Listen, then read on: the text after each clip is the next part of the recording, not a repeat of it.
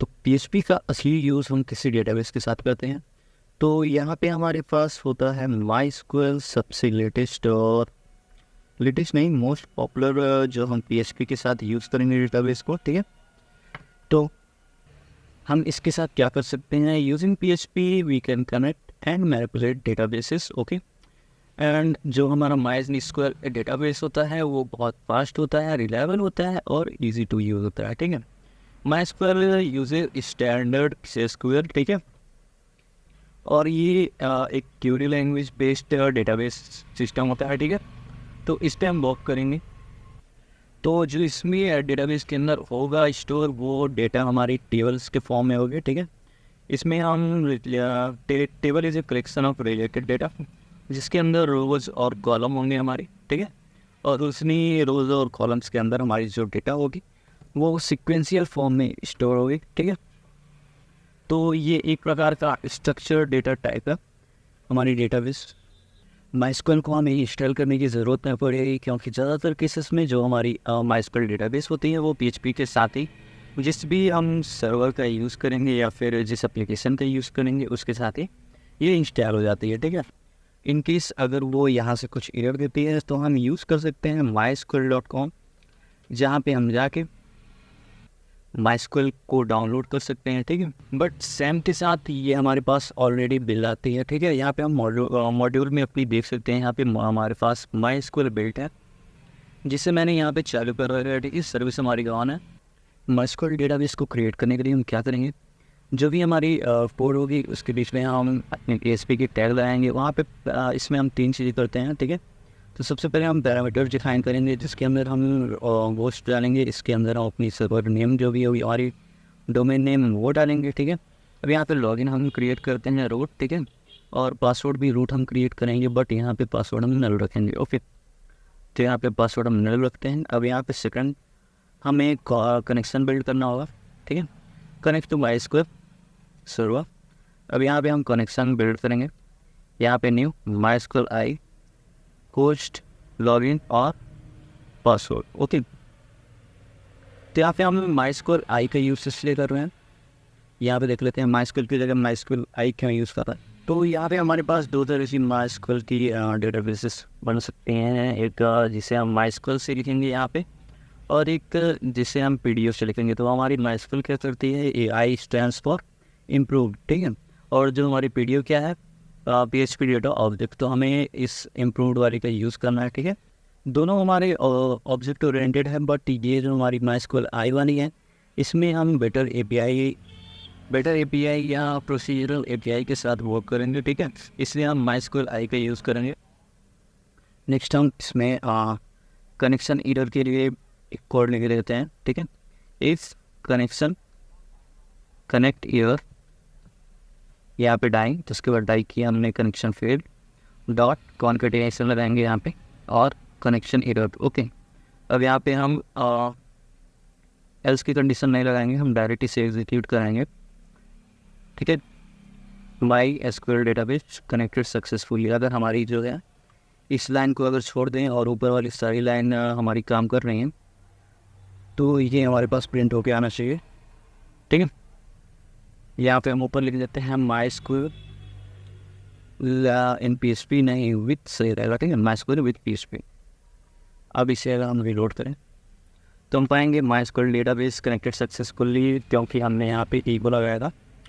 तो अब देख लेते हैं कि ये काम कर रहा है कि नहीं। लेट्स से हम यहाँ पे MySQL डेटाबेस को ऑफ कर देते हैं, ठीक है। अब सिर्फ हमारे पास अपाचे वाली ऑन है। अब हम अगर इसे रिलोड करते हैं तो हमें कुछ फर्टल एरर शो होगा, ठीक है।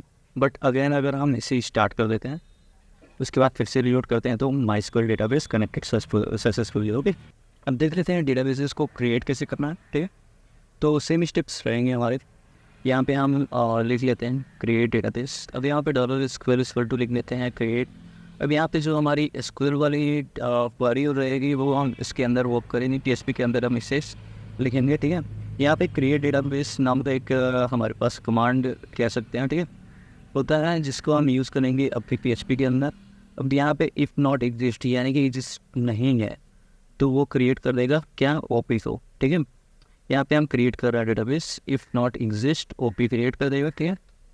अब यहाँ पे इफ़ की कंडीशन लगाएंगे डेटाबेस को चेक करने के लिए कि क्रिएट हुआ है कि नहीं, तो यहाँ पे कनेक्शन और query SQL is equal to true, ठीक है, ट्रिपल इक्वल टू लगाएंगे।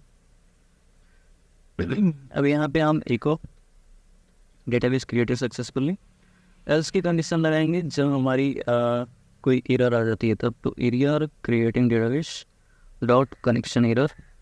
ओके, अब यहाँ पे अगर हमने डेटाबेस क्रिएट कर लिया है तो इसे क्लोज करना भी ज़रूरी है, तो यहाँ पे हम कनेक्शन क्लोज का यूज़ करेंगे अपनी MySQL को डिस्कनेक्ट करने के लिए, तो इसका यूज़ हम हमेशा करेंगे, ठीक है। जब भी हम अपने यहाँ से कनेक्ट करेंगे MySQL सर्वर को, तो एक अच्छा रूल रहेगा कि हम उसे क्लोज भी करें, ठीक है। तो यहाँ से हम उसे क्लोज कर सकते हैं। रन करने पे यहाँ पे शो कर रहा है डेटाबेस क्रिएटेड सक्सेसफुली। ओके, सो डेटाबेस क्रिएट हो गया है। अब हम इसे चेक करते हैं कि हमारा डेटाबेस कैसे क्रिएट हुआ है। तो यहाँ पे हम MySQL वाली अपनी जो एडमिन टैग है इसे खोलें।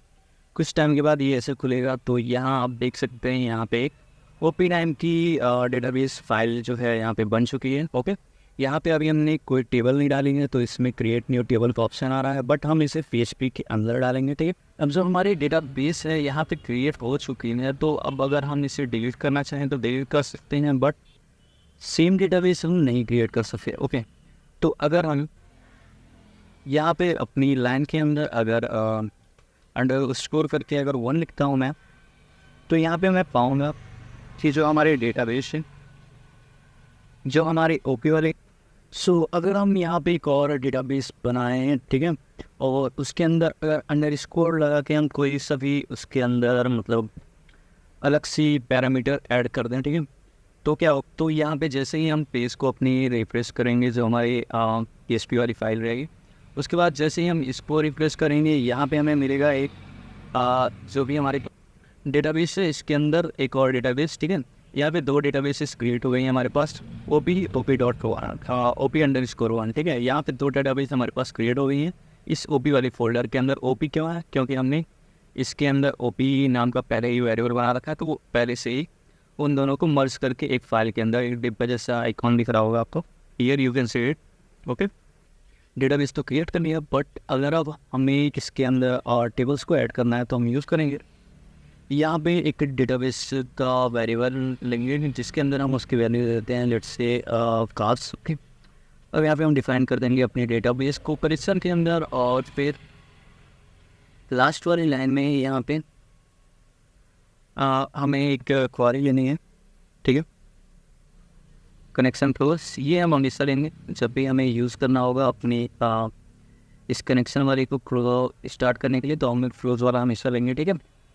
उसके बाद यहाँ पे क्रिएट टेबल लिखते हैं और यहाँ पे डेटाबेस चाहा था उसे टेबल कर देते हैं, ठीक है। यानी अब हो गया create table it not exist, और टेबल का नाम रख देते हैं हम OP। ओके, अब यहाँ पे हम टेबल को क्रिएट करेंगे। यहाँ पे car name variable character not value not null defined, और कार नेम ले लेते हैं, कार ID ले लेते हैं, ठीक है।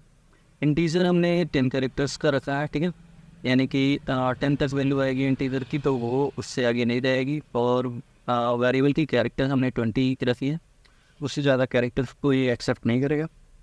और नॉट नल यहाँ पे ये खाली नहीं रहेगा हमेशा, और ये डिफॉल्ट वैल्यू हमने सेट कर दी इसकी, और ये वाली वैल्यू अनसाइन कर दी है, ठीक है।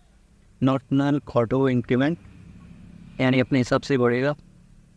अब कार ईयर जो हमारा लेट से 2000 रहेगा, 2004 रहेगा, तो 4 ही कैरेक्टर का आएगा, तो हम उससे 4 की वैल्यू असाइन करेंगे, ठीक है, integer 4।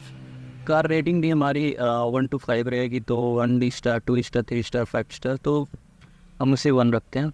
Not null default office primary key set कर देते हैं कार ID। अब यहाँ पे सामी सब सेट कर दिया, अब यहाँ पे भी टेबल कर देते हैं। ओके, अब यहाँ पे हमने डेटाबेस के अंदर कार को इंसर्ट कराना है, तो कार लिख देते हैं, बट यहाँ पे हमें कार तो है ही नहीं हमारे पास डेटाबेस के अंदर, तो हम OP लिखेंगे। यहाँ पे OP नाम के डेटाबेस हम जो हमने क्रिएट किया था उसके अंदर इसे OP1 में इंसर्ट कराते हैं, ठीक है। नेक्स्ट हम ये अनसाइड वैल्यू को भी हटा देते हैं, बाद में इसके बारे में डिस्कस करेंगे। और यहाँ से डिफ़ॉल्ट वैल्यूज़ को भी हटा दिए, और यहाँ पे जो भी हमें यूज़ करना है, ये बैकटिक का यूज़ करना है, ये एक नंबर के लेफ़्ट साइड में हमें मिल जाएगा कीबोर्ड के अंदर, ठीक है। अब यहाँ पे हम इसे यूज़ करेंगे, ठीक है। रन करते हैं तो टेबल कार्स क्रिएटेड सक्सेसफुली। अब अगर हम चेक करें अपने डेटाबेस में, तो यहाँ पे मैं तुम्हें कर दे रहा हूँ, यहाँ पे हमें एक टेबल मिल रही है, ठीक है, OP1 के अंदर, जो कि है कार्स। अगर मैं इस पर क्लिक करता हूँ तो यहाँ पे हमें मिल जाएगी कार आईडी जो हमने बनाई थी, कार नेम जो हमने बनाई थी, कार ईयर और कार रेटिंग, ठीक है। मैं इस कोड को समझा देता हूँ। यहाँ पे हमने कार्स नाम की एक टेबल को क्रिएट करा, ठीक है। कार्स नाम की टेबल को क्रिएट करा तो वही कुछ ऐसी आ रही थी। नेक्स्ट इसके अंदर हमने car ID, car name, car year और कार रेटिंग की वैल्यूज़ हैं जो हमारी सिंपली यहाँ पे आएगी। अब इतनी चीज़ें हमने दे दी, और आईडी जो होगी हमारी 10 नंबर मैक्सिमम होगी, तो इंटीजर हमने रखा है। और कार नेम हमारी वेरिएबल में आएगी, जिसकी कैरेक्टर हमने 20 रखनी है, ठीक है। तो अब इंसर्ट कैसे कराते हैं, वैल्यू उसे देख लेता है। सो डेटा इंसर्ट करने के लिए हम सबसे पहले यहाँ क्या करेंगे, एक और फाइल सेव कर देना है, और यहाँ पे एक वेरिएबल ले लेते हैं, टेबल कार्स, ठीक है। यहाँ पे अब इस वेरिएबल को हमें डिफाइन करना होगा, जो भी हमने कार्स वाली वैल्यू अपनी पिछली बार इंसर्ट कराई थी। यहाँ पे क्रिएट टेबल हमने कार की थी, तो वही हमने लिखना है यहाँ पे, और इसे सेमीकोलन देके क्लोज कर देना है। और नेक्स्ट इसे हमने अभी इसलिए लिया ताकि ये बीच में हमें डिस्टर्ब ना करे। यहाँ क्रिएट करते हैं insert into table cars, SQL equal to insert into cars. अब जो भी हमने car ID, car name, car year यहाँ पे जो दी थी, सेम उन्हीं को यहाँ पे नोट करानी है हमें। Car ID, car name, car year और कार रेटिंग, ठीक है। अब इसके अंदर हमें वैल्यूज़ को इंसर्ट करानी है, तो सिंपली हम लिखेंगे वैल्यूज़, ओके। सेमीकोलन को वैसे रहने देंगे। वैल्यूज़ के अंदर हम अपनी वैल्यू को सिमिलरली जैसे हमने फिर यहाँ पे फॉर्मेट लिखा हुआ है ये वाली, वैसे ही हमें यहाँ पे ऐड करानी है वैल्यूज़ को। और जो भी हम स्ट्रिंग लेंगे उन्हें हम ऐसे सिंगल कोट या डबल कोट में लिखेंगे, ठीक है। यहाँ पे हम सारी वैल्यूज़ को नोट कर लेते हैं। इसे कर देते हैं ऑडी 1999 4.5 रेटिंग, होंडा और ह्यूंडई, ठीक है। अब नेक्स्ट इसमें हम न्यू रिकॉर्ड टेबल कर देते हैं, ठीक है। न्यू रिकॉर्ड टेबल, इधर क्रिएटिंग टेबल, हमने ऊपर क्लोज नहीं किया था, यहाँ पे क्लोज कर देते हैं, ठीक है। अब नेक्स्ट कॉमा हटा देते हैं, ठीक है। कॉमा लगाते हैं यहाँ पे सेमीकोलन की जगह पे, और ऊपर क्रिएट टेबल को हम फिर से सही कर देते हैं, ठीक है। यहाँ पे अब क्रिएट टेबल होगी, अगर नहीं होगी क्रिएट मतलब अगर टेबल क्रिएटेड नहीं होगी तो इस वाली लाइन से क्रिएट हो जाएगी, और उसमें अगर ये सारी चीज़ें नहीं हैं तो ऐड हो जाएंगी, ठीक है। तो यहाँ पे हमने इससे सही कर दिया। अब इसे रन करके देखते हैं, तो यहाँ पे new records in table cars created successfully, और यहाँ पे हमें मिल जाता है कुछ ऐसे, ठीक है।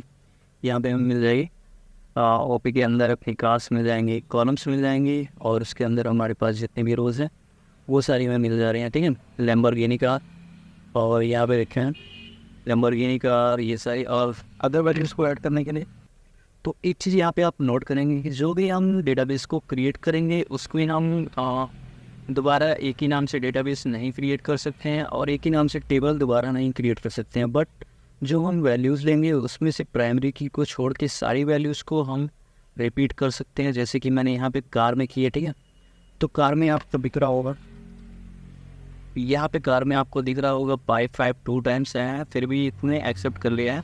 और इसकी आईडीज़ को भी हम मतलब ये हमारी प्राइमरी की हो जाएगी, तो प्राइमरी की में जो कीज़ होती हैं वो चेंज नहीं होती हैं, ठीक है। तो ये सारे डेटाबेस के पार्ट हैं, आप लोगों ने अगर पढ़ा होगा तो समझ में आएगा, नहीं पढ़ा होगा तो मैं बता देता हूँ। प्राइमरी की होती है और अदर कीज़ होती हैं, बट यहाँ पे हमें बस इतना नोट करना है कि डेटाबेस में अगर रिपीटिशन होता है तो वो एक्सेप्ट नहीं होगा, और अगर इस डेटा में अगर रिपीटिशन होता है तो प्राइमरी की को छोड़ के जितनी भी डेटा होंगी वो सारे रिपीटिशन में आ सकती हैं। अगर आपने स्टूडेंट की आईडी देखी होगी तो वहाँ पे आपको रोल नंबर सीरियल वाइज दिखता होगा, तो वो हमारी प्राइमरी की हो सकती है। और बच्चों के नेम कई बार सेम होते हैं, तो प्राइमरी की के अंडर में नहीं आएगी, ठीक है। तो इस तरीके से हम नोट, तो यहाँ पे हमने 4 वैल्यूज़ को इंसर्ट करा ली हैं। अगर हम अदर वैल्यूज़ को इंसर्ट कराना चाहते हैं तो सिंपली यहाँ से हम क्या करेंगे, जो भी हमारी कोड रहेगी उसे हम यहीं से मॉडिफाई कर सकते हैं एज इट इज़, ओके। यहाँ से मैंने सेम उसी वे में जैसे यहाँ पे लिया है, कार ID 5 और car name Ferrari, car year 2018, car rating 4.8 और सारी चीज़ें सेम है, ठीक है। अब अगर मैं इसे रिलोड करता हूँ, यहाँ पे हमने एक यहाँ पे double semi column double inverted comma लगाया, इसे चेंज कर देता हूँ, ठीक है। अब चेक करते हैं, इसे हमने रिलोड कर लिया, न्यू रिकॉर्ड्स सक्सेसफुली। अब अगर हमने इसे रिलोड किया, यहाँ पे हमें मिल गया है 1 2 3 4 5 6 7 8 9 12 वैल्यूज़ हमें मिल गई हैं, ठीक है। तो अभी केवल इंसर्ट करना सीखा है, आगे की वीडियोज़ में हम डिलीट करना भी सीखेंगे। तब तक के लिए बाय।